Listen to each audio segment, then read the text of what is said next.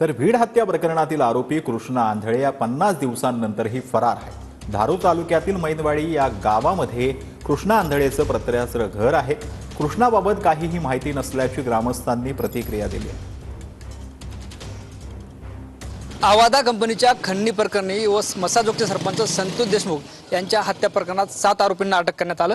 मात्र यातील कृष्णा आंधळे नावाचा आरोपी अद्यापही फरार आहे आणि आपण बीड जिल्ह्यातील धारूर तालुक्यातील मैंदवाडी गावातील हेच ते कृष्णा आंधळेचं घर पाहतोय। याच घरात जे आहे ते कृष्णा आंधळे राहायचा, त्याच्या आईवडिलांसोबत राहायचा। अगदी 5 पत्राचं साधं घर या ठिकाणी आपल्याला पाहायला मिळतं। खरं तर बीड पोलिसांनी यापूर्वीच कृष्णा आंधळेला जे ते वांटेड घोषित केले।